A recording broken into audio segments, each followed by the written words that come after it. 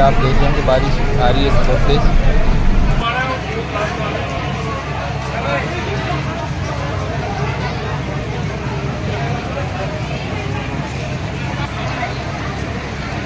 तो आज परमात्मा की अपार कृपा जो इस गांव में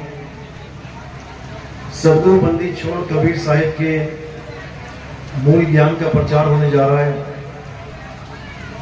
बहुत बड़े भाग होते हैं उन जीवों के जो इस ज्ञान को पूरे जीवन काल में एक बार भी सुन पाते हैं,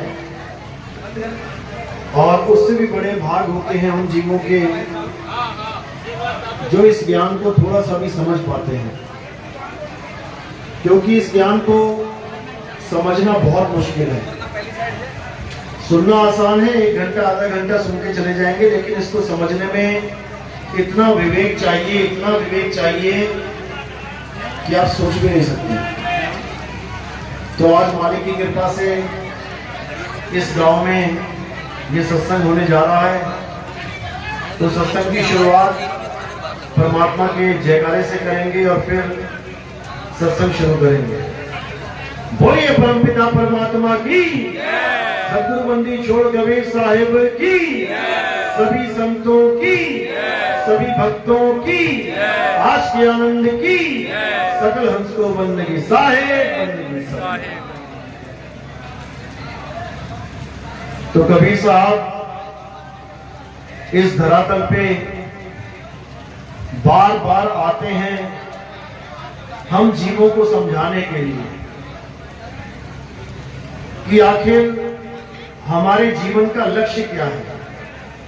आज आप देखेंगे गांव-गांव भरे पड़े हैं, शहर भरे पड़े हैं, इतनी आबादी हो चुकी है, लेकिन अगर किसी को पूछो कि भाई हमारे जीवन का मकसद क्या है, हम क्यों पैदा हो गए यहाँ पे, ये इतनी भीड़ क्यों पैदा होगी, क्या कारण है, करने क्या आए इस दुनिया में, एक को भी नहीं पता होगा कि क्या करने आए हैं।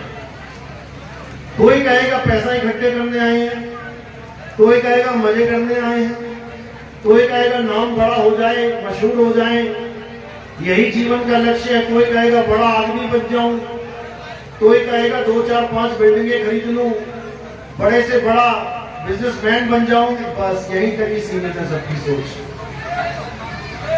बड़ा आदमी बन भी गए, लाखों करोड़ों के मालिक बन भी गए, तब भी एक दिन सब यही छोड़ के चले जाना है। एक चवन्नी भी साथ नहीं ले जा सकते, एक पैसा भी नहीं ले जा सकते। तो क्या करने आए थे यहाँ पर?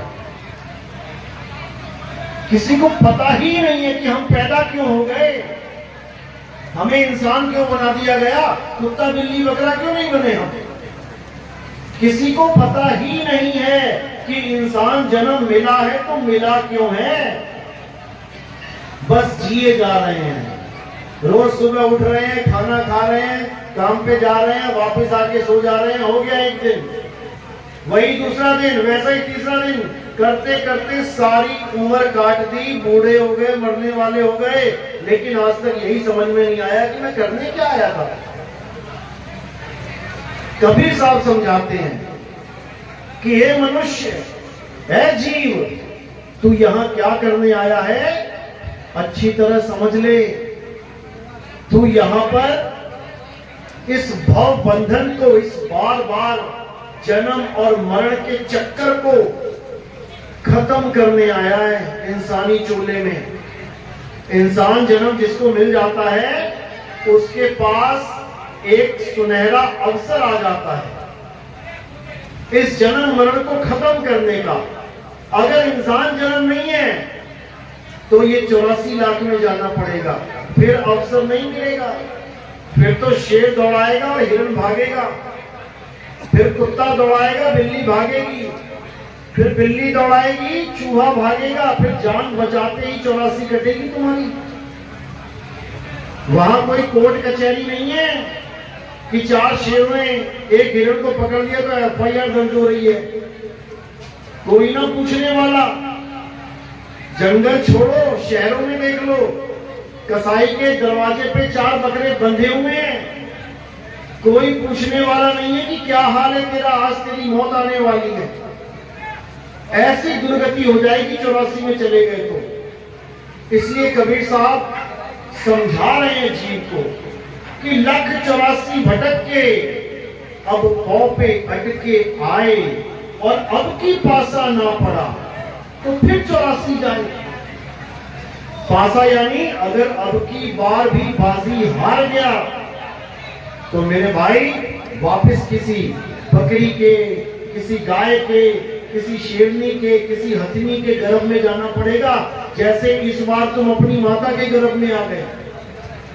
ये जो तुम्हें शरीर मिला है, ऐसा शरीर क्यों मिला है? क्योंकि तुम्हारे माता और पिता का ऐसा शरीर था।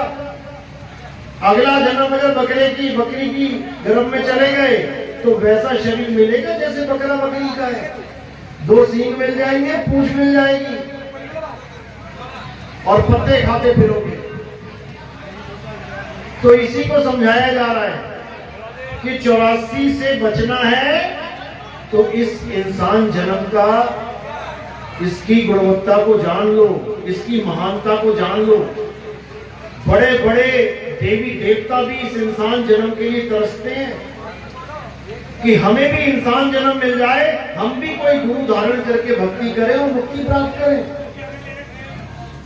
गुरबाणी कहती है इस देही को सिमरे देव और सो देही कर हर की सेव। कि देवी देवता भी तरसते हैं कि हमें एक बार इंसान जन्म मिल जाए। अरे भगवान विष्णु भी इंसान बन के आए हैं, इतनी महान है ये इंसान जन्म योनि, लेकिन हमें इसकी कदर ही नहीं है। क्यों कदर नहीं है? क्योंकि एक राक्षस है। आपने राक्षसों के नाम सुने होंगे। सतयुग में कौन राक्षस थे? हिरण्याकश्यप। त्रेता में कौन सा राक्षस था? रावण। द्वापर में कौन सा राक्षस था? कंस। कलयुग में कौन सा राक्षस है? कलयुग में ऐसा राक्षस है जिसके चरणों की धूल भी नहीं है रावण, जिसको कहते हैं बहुत बलशाली था, चालाक था, बहुत बड़ा महान पंडित था। जो कली में राक्षस है, कलयुग में जो राक्षस है, उसके चरणों की धूल भी नहीं है। वो इतना खतरनाक राक्षस है। तो 3 युगों में जिन राक्षसों का संहार किया गया, हम आज तक उन्हीं की पूजा करते आए हैं मंदिरों में। विष्णु जी के मंदिर, राम जी के मंदिर, कृष्ण जी के मंदिर। वो चले गए, वो राक्षस गए। अब कलयुग में कहां जाएं, कौन से मंदिर में जाएं? क्योंकि कलयुग का जो राक्षस है वो अभी तक मारा ही नहीं गया है। और उस कलयुग के राक्षस को कौन मारेगा? एक नाम सुना होगा आपने, कल्कि अवतार। कल्कि अवतार के बारे में आपने जरूर सुना होगा कि कल्कि अवतार आएंगे। लेकिन अगर पूछो कि भैया क्यों आएंगे, क्या करने आएंगे, क्या करने आएंगे? उसी राक्षस का संहार करने आएंगे जो सब राक्षसों में सबसे बड़ा राक्षस है। इतना बड़ा राक्षस है कि पूरा संसार उसके मुंह में समाया हुआ है, पूरा संसार। लेकिन उसके बारे में किसी को पता ही नहीं है। उस राक्षस का क्या नाम है? उसका नाम है कली काल। उसी का वध करने के लिए कल्कि अवतार आएंगे। अब हमने उस राक्षस से बचने की योजना बनानी है। वो पुराने वाले तो चले गए, उनसे तुम्हें कोई खतरा नहीं है। वो तुम्हें क्या मारेंगे? तुम ही हर साल उनको आग लगा देते हो। रावण को तुम ही जला देते हो गांव गांव में, वो तुम्हें क्या मारेगा? अब कौन है? अब कली काल है। और ये क्या करता है? इसका सबसे बड़ा जाल है इंसानी जन्म को बर्बाद करना। ये तुम्हें पता ही नहीं लगने देगा सारी उम्र कि तुम्हें इंसान जन्म आखिर मिला क्यों है। इसी भेद को बताने के लिए कबीर साहब आते हैं। क्या बोल रहे हैं? अरे मानुष जन्म अनमोल है, और मिले न बारंबार, तरवर जो पत्ता गिरे और बहुत न लागे डार। एक बार ये मनुष्य जन्म चला गया, उसके बाद तुम्हारी हालत खराब हो जाएगी। तो उसी कली से बचाने के लिए कौन आएगा? कल की अवतार, जिसका मतलब है आत्मदेव, जिसका मतलब है निकलंक राया, जिसमें कोई कलंक ना हो। और क्या है जिसमें कोई कलंक नहीं है? आत्मा ही है। उसी आत्मदेव को कबीर कहते हैं। कबीर कबीर क्या करे तू खोज आपन शरीर, और ये 10 इंद्रियों बस में कर, तू आपे आप कबीर, तू ही कबीर है, तू ही आत्मा है। लेकिन हम सब भूले पड़े हैं। हमें याद दिलाने के लिए बहुत लोग आए इस दुनिया में। कृष्ण जी आए, क्या कहते हैं? हे अर्जुन, तू और मैं, हम दोनों ये शरीर नहीं है। ये राजा महाराजा, ये भी शरीर नहीं है। शरीर तो हमारे कपड़े हैं, एक दिन उतार दिए जाएंगे। लेकिन तू और मैं शरीर नहीं, आत्मा है। इस आत्मा का ना तो कभी जन्म होता है, ना ही कभी मृत्यु होती है। इस आत्मा को कोई अग्नि जला नहीं सकती, वायु सुखा नहीं सकती, जल भिगो नहीं सकता, अग्नि इसको जला नहीं सकती, हवा इसको सुखा नहीं सकती। ये वो चीज है। लेकिन इसका ज्ञान ना होने के कारण हम सब अपने आप को ये शरीर में बर्बाद करके चले जाते हैं। और कहां चले जाते हैं? 84 में धक्के खाने के लिए। क्यों? क्योंकि हमें इस शरीर के अलावा और कोई स्थान पता ही नहीं है रहने के लिए। जैसे ही हम समय में मृत्यु आती है, सब घबराने लग जाते हैं, सब डरने लग जाते हैं, और बस एक ही अरदास आती है दिल से, हे भगवान मुझे बचाओ। असल में हम कहना चाह रहे होते हैं कि हे भगवान मेरे शरीर को बचाओ,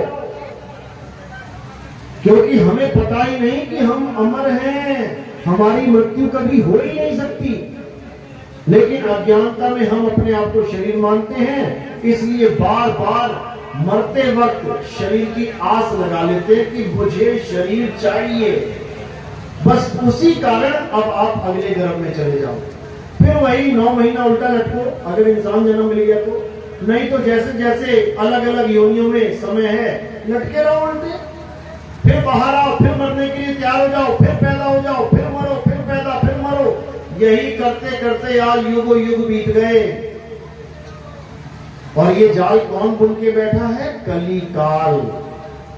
इसके बारे में YouTube में सर्च जरूर कर लेना, कली काल कौन है, क्योंकि तुम सब उसी के मुंह में जाने वाले हो। वो सबको चबाने के लिए बैठा है, सबको। उस काल से कोई बचा ही नहीं आज तक।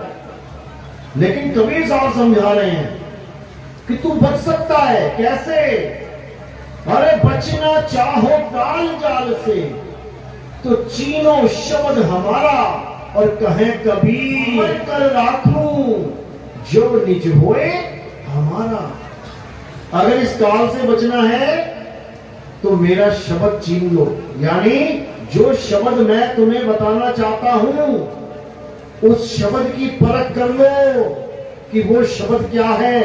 केवल वही एक जरिया है कली काल को खत्म करने का, नहीं तो नहीं तो तुम्हारी दुर्दशा पक्की होनी है, चाहे कोई भी है। बड़े से बड़ा राजा महाराजा, बड़े से बड़ा ऋषि मुनि, बड़े से बड़ा पीर पैगंबर, बड़े से बड़ा देवी देवता, वो भी काल जाल से नहीं बच पाए। लेकिन एक ही तरीका है, और वो है शब्द को छीनना। शब्द क्या है? लोग कहते हैं भगवान को पाना है, मृत्यु से बचना है तो नाम जपो। बिल्कुल गलत है। कबीर साहब कहते हैं नाम बिल्कुल मत जपना। नाम जपने का मतलब ऐसा हो गया जैसे तुम्हें प्यास लगी है और कोई तुम्हें कह रहा है कि पानी पानी का नाम जपो। तुम सारी उम्र नाम जपते रह जाओगे, लेकिन तुम्हारा गला गीला नहीं होगा। क्या प्यास बुझेगी पानी पानी जपने से? पानी पीने से प्यास बुझेगी, लेकिन पानी है कहां ये किसी को नहीं पता। इसीलिए साहिब समझा रहे हैं मोको कहां ढूंढे रे बंदे, मैं तो तेरे पास में। पानी बिल्कुल हमारे पास में है, लेकिन हमें उसका ज्ञान ही नहीं है। जो भी कोई महात्मा संत महात्मा आ रहा है, उससे पूछ रहे हैं भैया परमात्मा कैसे मिलेगा गुरुजी, तो क्या बोल रहे हैं? नाम जपो, नाम जपो, नाम जपो। अरे पानी पानी 100 साल जपते रहो, पानी मिलने वाला नहीं है।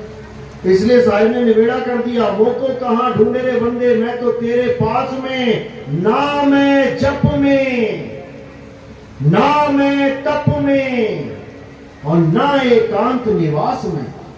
ना मैं जप में, तुम सारी उम्र राम राम राम राम राम करते रहो, सारी उम्र राधे राधे करते रहो। मुसलमान है तो सारी उम्र अल्लाह अल्लाह करते रहो। सिख है सारी उम्र वाहिगुरु वाहिगुरु करते रहो। कबीरपंथी है सारी उम्र सतनाम सतनाम जपते रहो, कल्याण होने वाला नहीं है। अब कल्याण कैसे होगा? पहले तो नाम जपना छोड़ दे। पानी कैसे मिलेगा? पहले तो पानी पानी जपना छोड़ दे। अब क्या करें? अब पानी को ढूंढ, वो है कहां? तो कह रहे हैं ना मंदिर में, ना मस्जिद में, और ना काबे कैलाश में, खोजी होए तुरंत मिल जाऊं एक पल की तलाश में। एक पल में तुम्हें पता लग जाएगा कि मेरा परमात्मा है तो है कहां। लेकिन जब तक तुम्हें भेदी गुरु नहीं मिला, तब तक तुम इसी में फंसे रहोगे। इन्हीं मंत्रों में, इन्हीं जंत्रों में, इन्हीं तंत्रों में कोई निकलने वाला नहीं है, क्योंकि कली काल का जाल ही यही है। कली काल कभी नहीं चाहता कि तुम अपने आत्म स्वरूप को जान लो। कली काल ये चाहता है कि तुम नाम जपो। वो राक्षस ये चाहता है कि तुम खूब नाम जपो, तुम खूब तपस्या करो, क्योंकि इनसे बात बनने वाली नहीं है। यही साहिब समझा रहे हैं। साहिब समझा रहे हैं कि जो मैं नाम की महिमा गाता हूं, जिस नाम का मैं जिक्र करता हूं, वो जपने वाला है ही नहीं, वो पीने वाला है। पानी पीने की चीज है, जपने की नहीं। जब तक यही समझ में नहीं आया, तब तक सबका जन्म बर्बाद होना निश्चित है, निश्चित, कोई बच ही नहीं सकता। तो साहिब समझा रहे हैं, कबीर साहब कह रहे हैं कि सबसे पहले शब्द को जान ले, कौन सा शब्द तेरा कल्याण करेगा। क्या हिंदी का शब्द, या पंजाबी का, या उर्दू का, फारसी का, अंग्रेजी का? अरे ये शब्द तो हमारी संस्कृति, हमारे देश की वजह से ऐसे बने हैं। हिंदुस्तान में हो तो हिंदी के शब्द जप रहे हो, अरब देश में चले जाओगे तो अरबी के जपा दिए जाएंगे, अंग्रेजों के यहां चलेंगे तो अंग्रेजी के आ जाएंगे। लेकिन ये शब्द बने कैसे? ये शब्द बने हैं अक्षरों से। अक्षर कैसे बने? अक्षर बनाए हैं इंसान ने। का, खा, गा, चा, छा, टा, ठा, ता, था, दा, पा, फा, ये सारे 52 अक्षर इंसानों ने बनाए हैं। और इन्हीं 52 अक्षरों से सारे देवी देवताओं के, सारे भगवानों के, तुम्हारे हमारे जात के, धर्म के, देशों के, सबके नाम बना दिए इन्हीं अक्षरों से। आज हम कबीर साहब का सत्संग कर रहे हैं। अगर ये अक्षर ना होते तो कबीर कैसे बोलते? उसका नाम कबीर कैसे होता? का आता कैसे अगर अक्षर ना होते? अगर ये अक्षर हटा दिए जाएं, ये काखा गगा हटा दिया जाए, तो सारी दुनिया के नाम खत्म हो जाएंगे। तुम्हारे नाम, तुम्हारा गांव का नाम, तुम्हारी जात का, तुम्हारी बिरादरी का, तुम्हारे धर्म का, तुम्हारे देश का, तुम्हारे भगवानों के, सबके नाम खत्म केवल एक अक्षर हटाने मात्र से। इसलिए कबीर साहब समझा रहे हैं कि 52 अक्षर जीव आधारा, आदि अक्षर जीभ्या से न्यारा। जो असली नाम है भगवान का, जो असली नाम है परमात्मा का, वो इन अक्षरों में आता ही नहीं है। और जितने भी गुरु बैठे हैं ये सारे संसार में, ये तुम्हें अक्षर पकड़ा रहे हैं, यानी तुम्हारी प्यास को पानी पानी जपवा के बुझाने की बात कर रहे हैं। कभी नहीं बुझेगी, तुम्हें ये नाम छोड़ने पड़ेंगे और तुम्हें उसको खोजना पड़ेगा जो तुम्हारे पास है, जिसकी वजह से तुम्हारी काया चल रही है। ये हाथ बांध के खड़े हो, सीधे खड़े हो, ये सब इसलिए है क्योंकि आत्मा है। कुर्सी पे बैठे हो, खाना खा रहे हो, चल रहे हो, बोल रहे हो, क्योंकि आत्मा है। अगर ये आत्मा ना है तो तुम भी नहीं हो, यहीं पड़े होंगे कहीं पे। तो उस आत्मा को खोजना है, वो है असली पानी, उससे प्यास बुझेगी। तो साहिब क्या बोल रहे हैं? अरे जल में मीन प्यासी और मोहे देखती आवे हंसी, आत्म ज्ञान बिना नर भटके, कभी काबा कभी काशी। जिसको तुम भगवान कह रहे हो कि मैं भगवान की पूजा करना चाहता हूं, वो किसी मंदिर में नहीं है, वो तुम्हारी आत्मा में बसा हुआ है। हनुमान जी को जब पूछा विभीषण ने, अब तो राम जी जा रहे हैं, अब कैसे मिलोगे? तो हनुमान जी ने कोई मंदिर का एड्रेस थोड़ी नहीं बताया। क्या बताया? उन्होंने अपना सीना चीर के दिखा दिया। उन्होंने कहा भैया मेरे सिया राम मेरे अंदर बसते हैं, मुझे इन मंदिरों की जरूरत नहीं है। लेकिन हमें मंदिरों की जरूरत पड़ रही है। क्यों? क्योंकि हमें कोई बताने वाला मिल ही नहीं रहा कि हमारे सिया राम कहां हैं। हमें तो मंदिर में डाल दिया गया, उलझा दिया गया। और सिया राम मिलेंगे कैसे? जब तुम अपनी आत्मा को जानोगे, जो तुम्हें चला रही है, खिला रही है। अगर कोई हिंदू मंदिर तक जा रहा है सुबह थाली लेके, क्यों जा पा रहा है पता है? आत्मा की वजह से। अगर कोई मुसलमान मस्जिद तक जा रहा है नमाज पढ़ने, क्यों जा पा रहा है? आत्मा की वजह से। अगर कोई सिख ईसाई अपने अपने तीर्थ स्थानों पे जा रहे हैं, क्यों जा पा रहे हैं? आत्मा की वजह से। इसी आत्मा की वजह से तुम्हारे सारे पूजा पाठ चल रहे हैं, तुम सारे मंत्र जप पा रहे हो, तुम हर काम कर पा रहे हो, तुम सबको जान गए, लेकिन अपनी आत्मा को नहीं जान पाए। आत्मा का नाम सुना है सबने? हाथ खड़ा करो जरा। किस किस ने आत्मा का नाम सुना है? बस 2 4 5 लोगों ने। सबने सुना है, चाहे खड़ा करो चाहे मत खड़ा करो, सबने सुना है। ऐसा कोई है ही नहीं जिसने आत्मा का नाम ना सुना हो। अपनी अपनी आत्मा लेके आए हो सारे। किसी की घर छूट गई हो, लाए हो, बहुत अच्छी बात है। कैसी है आत्मा? कैसी होती है आत्मा? एक भी जवाब नहीं दे सकता कोई। छोटे से छोटा बच्चा और बूढ़े से बूढ़ा आदमी ये बता ही नहीं सकता कि आत्मा होती कैसी है। क्यों? क्योंकि आत्म ज्ञानी गुरु कभी मिला ही नहीं। कौन सा मिल गया गुरु?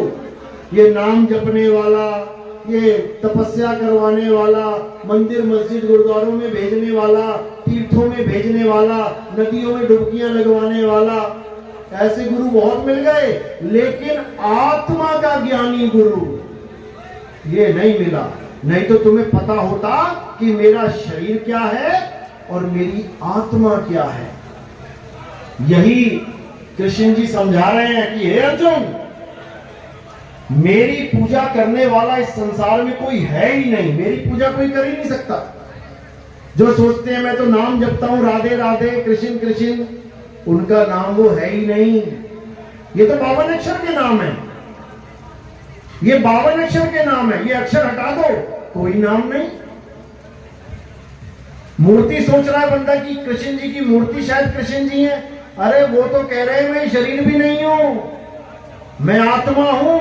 और तुमने शरीर को छोड़ के एक मूर्ति को कृष्ण जी समझ लिया। क्या कृष्ण जी पत्थर के थे? कृष्ण जी पत्थर के थे क्या? नहीं थे। तो तुमने कैसे मान लिया कि वो पत्थर के हैं?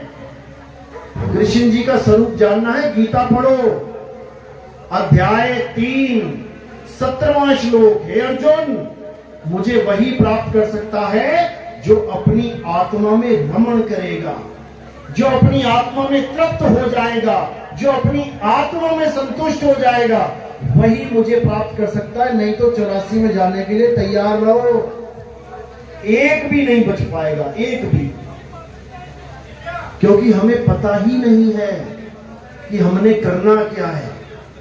तो कृष्ण जी यही समझा रहे हैं कि अगर तुम, अध्याय 4 34वां श्लोक, अगर तुम सत्य को जानना चाहते हो, इस संसार में आखिर सत्य है क्या? धर्म तो बहुत सारे बना लिए, लेकिन सत्य क्या है? अगर तुम सत्य को जानना चाहते हो तो तुम ऐसे गुरु की शरण में जाओ जिसने आत्मा को जान लिया है, क्योंकि आत्मा ही सत्य है, उसका कभी नाश नहीं होता, सत्य का कभी नाश नहीं होता। और ये काया असत्य है, इसको जलाया जा सकता है, इसको दफनाया जा सकता है, काटा जा सकता है, सुखाया जा सकता है, भिगोया जा सकता है, ये असत्य है। अब तुम्हारे पास दो चीजें हैं, एक सत्य, एक असत्य। अब असत्य क्या है? ये काया। अब जो काया की पूजा करेगा, जो शरीर मान के भगवान की पूजा करेगा, वो असत्य का ही पुजारी है, उसे कभी परमात्मा मिलने वाला नहीं है। और जो सत्य को जानेगा, आत्म स्वरूप को पहचानेगा, तो कहते हैं हे अर्जुन, जो अपनी आत्मा को जान लेता है वो मुझे जान लेता है, उसमें और मुझ में कोई भेद नहीं रह जाता। यानी मैं भी आत्मा, वो भी आत्मा। अब वो मुझे जान सकता है कि मैं क्या हूं। अज्ञानी मुझे शरीर करके जानता है कि 2 हाथ, 2 पैर, सिर, धड़, पेट, ये कृष्ण जी हैं। ये नहीं है, कृष्ण जी ऐसे नहीं है। कृष्ण जी क्या है तुम सोच भी नहीं सकते। कृष्ण जी ना आदमी है ना औरत है, ये आदमी और औरत शरीर है। जैसे पंखा और करंट, तुम पंखे को देख रहे हो, पंखे को कृष्ण मान लिया तुमने, लेकिन असल में कृष्ण जी करंट हैं जो पंखे को चला रहे हैं। जैसे पंखे और करंट में जमीन आसमान का अंतर है, पंखे को हाथ लगाओ करंट नहीं मारेगा, और करंट को हाथ मारो लगाओ झटका मारेगा। इसी प्रकार शरीर को हाथ लगाओ समझ में आता है 5 तत्वों का पुतला है, नाशवान है, मिट्टी में मिल जाएगा। आत्मा वो अविनाशी है, तुम्हारी सोच से परे है, वो तुम्हारी सोच से परे है कि तुम क्या हो। ये मैं अच्छी तरह जानता हूं कि तुम क्या हो, क्योंकि हमने खुद को जान लिया है, और जिसने खुद को जान लिया उसने सबको जान लिया। जिसने एक पंखे में करंट खा लिया, उसने दुनिया के सारे पंखों के करंट को जान लिया कि वो कैसा झटका मारेगा। उसको कुछ और जानने की जरूरत नहीं है।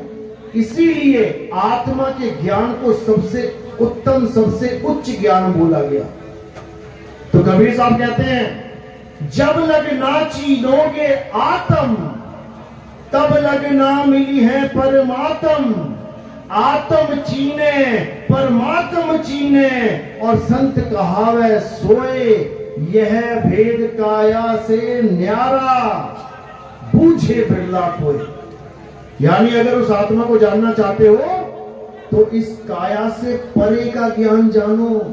काया के अंदर का ज्ञान तो ऋषि मुनि पीर पैगंबर लेके बैठे ही हैं, युगों युगों भक्ति करते हैं।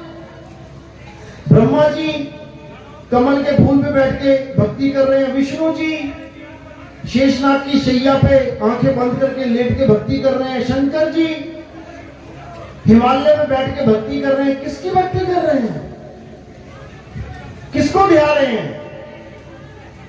बोलते देवों के देव महादेव, अरे महादेव भी भक्ति कर रहे हैं भाई। वो कौन है? किसकी भक्ति कर रहे हैं? इसका जवाब जल्दी नहीं मिलता।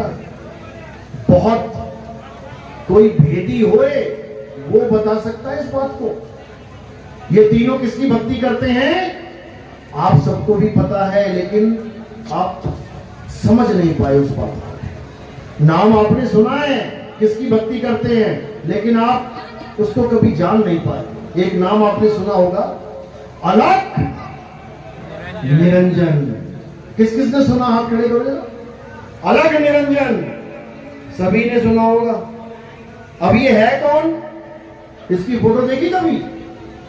इसकी फोटो तुम कभी सपने में भी नहीं सोच सकते कि ये कौन है। नाम सबने सुना है, शंकर जी के मुंह से भी सुना होगा, भैरवनाथ के मुंह से सुना होगा, गोरखनाथ जी के मुंह से सुना होगा, रावण के मुंह से सुना होगा। रामलीला में खूब करता अलख निरंजन, लेकिन किसी को पता नहीं है ये कौन है। यही इस तीन लोक का मालिक है। ये जो आसमान धरती पाताल दिख रहा है ना, इसका मालिक है अलख निरंजन। और हम लोग क्या हैं पता है? इसकी खेती है। ये गाजर मूली बो रखी है उसने। जब मन करता है किसी को भी उखाड़ के चल अंदर। तो कबीर साहब समझा रहे हैं, अरे तीन लोग एक जेल है और पाप पुण्य दो जाल, ये सारा जग भोजन बना। ये सब भोजन है। ये किसका? खाने वाला काल। इसी को काल निरंजन कहते हैं। अलख निरंजन ये किसी को नहीं बख्शता। ये सारी दुनिया में जितने भी लोग हैं सबका भक्षण यही करता है। आप अखबारों में देखते भी होंगे, बस से कार की टक्कर हो गई, 23 लोग काल के गाल में चले गए। पढ़ा होगा कई जगह, काल के मुंह में चले गए। कौन है ये काल? कौन है ये? ये वो है जिसने सबका नंबर लगाना है, बचेगा ही कोई नहीं। भोले शंकर की जो बीवी थी सती, उस तक को नहीं बख्शा गया। भोले शंकर महामृत्युंजय मंत्र मारते रह गए। जीवित हो गई क्या? नहीं जीवित हो पाई। 6 महीने लेके घूमे वो। विष्णु जी को बुलाया गया, विष्णु जी आ गए। विष्णु जी भी जीवित नहीं कर पाए। तब जाके उन्होंने उसके 9 टुकड़े कर दिए। वो है अलख निरंजन, किसी को नहीं बख्शता। वो चाहे तो गणेश जी को जिंदा भी करवा दे। गणेश जी की भी गर्दन कटनी थी, शंकर जी ने उसको जिंदा कर दिया। क्यों उसको कर दिया, उसको नहीं कर पाए? कारण अलख निरंजन। वो चाहे तो गणेश को जिंदा करवा दे, वो ना चाहे तो कोई सती को जिंदा नहीं कर सकता। समझ लो अच्छे से। वो चाहे तो अर्जुन के एक एक तीर से हजारों लोग मरवा दे, और वो चाहे तो भील ही अर्जुन को लूट के लेके चले गए थे, एक तीर ना मार पाया। समझ लो अच्छे से। तो यही वो अलख निरंजन है जो सबसे बड़ा राक्षस है। अब इसी से बचाने के लिए कबीर साहब का शब्द है, कहते अलख निरंजन सकल शरीरा, तामे भ्रम भ्रम रहल कबीरा। ये अलख निरंजन कौन है? ये जितनी तुम्हें काया दिख रही है ना, शरीर, यही है अलख निरंजन। उसका अपना कोई शरीर नहीं है, वो तुम्हारे शरीरों में वास करता है।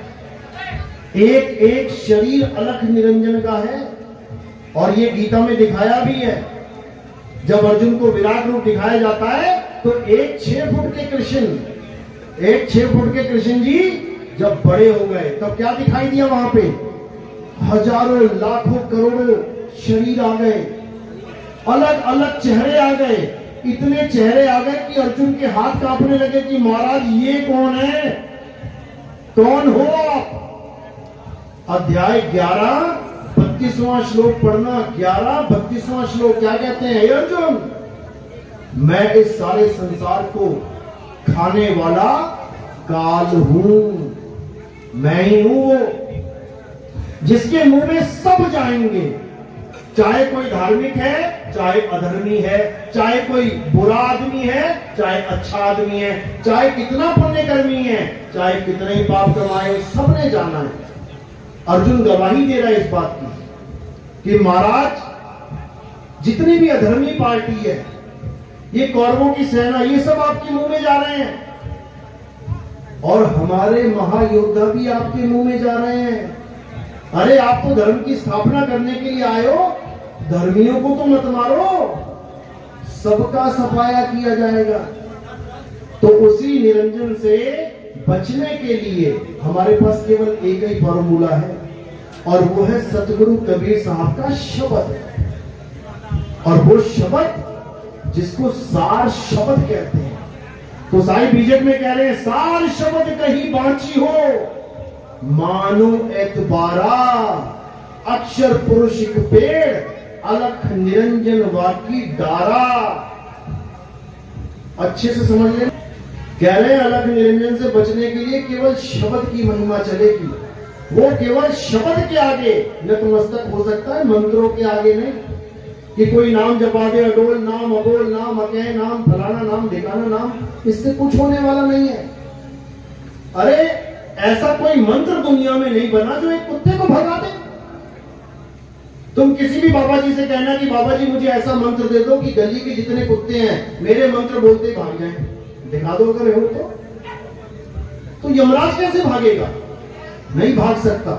इसलिए साहिब कह रहे हैं बचना चाहो काल जाल से तो चीनो शब्द हमारा। जिसने उस शब्द को छीन लिया, आत्मज्ञान को छीन लिया, समझ लो कि अब कल्याण हो जाएगा। तो ज्यादा समय ना लेते हुए, क्योंकि आज प्रोग्राम दीप जी का भी है, तो आज का सत्संग यही समाप्त करते हैं। और हमारा सत्संग YouTube चैनल कहत कबीर सुनो भाई साधो नितिन दास, आप टाइप करेंगे आ जाएगा, या आप सीधे लिखिए नितिन दास के सत्संग, तो आपको सत्संग डिटेल में मिल जाएंगे। आपको समझ में आएगा कि आपका जीवन का लक्ष्य क्या है। ऐसे बर्बाद मत कर देना जीवन, बड़ी मुश्किल से मिलता है ये। चलो, तो आज का सत्संग यही समाप्त करते हैं। बोलिए सतगुरु बंदी छोड़ सतगुरु सत्य कबीर साहिब की सदा ही जय हो। साहिब बंदगी सतगुरु।